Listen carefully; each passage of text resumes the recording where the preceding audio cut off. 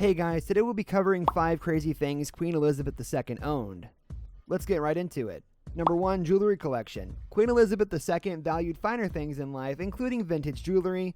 The Windsor collection, according to Vanity Fair, has been passed down through generations. Her most famous jewels are the sovereign scepter and the orb used to crown her.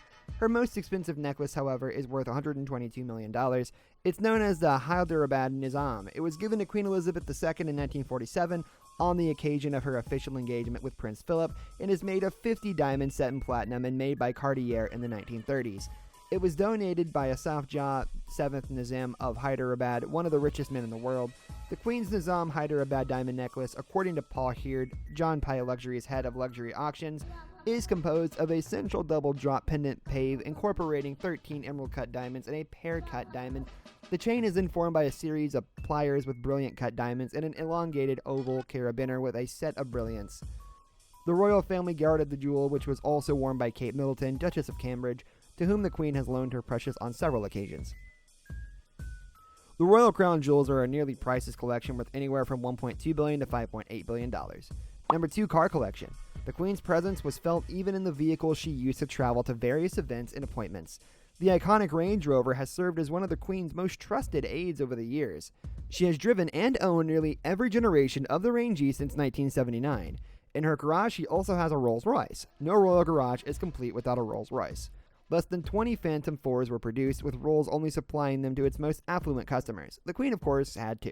The Queen, who was always batting for the home team, had another V8 Jag in her collection, this time in British Racing Green. This one was also custom made for her with an armrest with a sliding tray to accommodate her preferred handbag.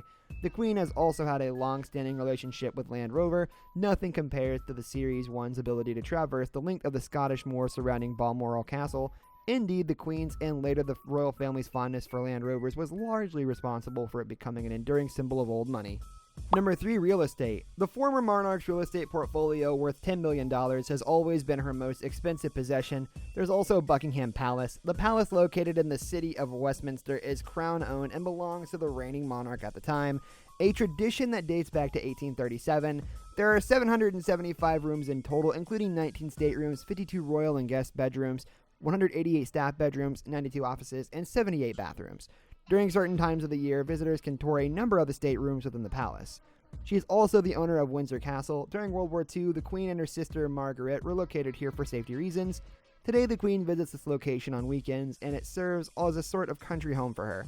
Not far from her London residence, Windsor, like Buckingham Palace, is Queen Elizabeth's residence for as long as she is the reigning monarch. It covers 13 acres and has 1,000 rooms, making it the world's largest occupied castle. She is also the owner of Holyrood Palace, the Queen's official residence in Scotland. The Edinburgh Palace hosts her when she travels north, usually during the first week of summer, an event known as Holyrood Week. It was established as a monastery in 1128. Number 4, art collection. The Queen's Gallery at Buckingham Palace hosts the world's largest privately owned collection of priceless art. She has over 7,600 paintings, which is more than 3 times the number housed in the National Gallery, as well as 2,000 miniatures, which is the world's largest collection. Not to mention furniture, ceramics, clocks, arms and armor, archives, books, photography, and of course the crown jewels. As one of the last great European royal collections to have survived intact, it represents a record of monarch's personal taste spanning 500 years. The royal collection has an unusual status. As a spokesperson explains, it is held in trust by the Queen as sovereign for her successors and the nation. It is not owned by her as a private individual. We don't know what the Queen thought of this magnificent collection, or whether she preferred Franz Winterhalter, Victoria's favorite artist, to Andy Warhol.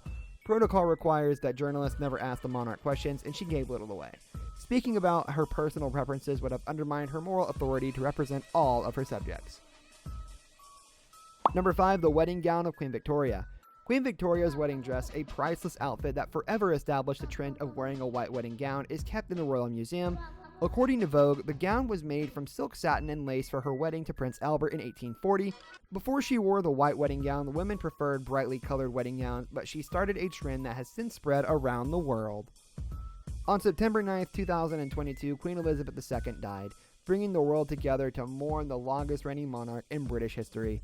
King Charles III has been proclaimed the new monarch, and while people celebrate the new era of royalty, the Queen's influence over the past 70 years will always be a guiding light in the future.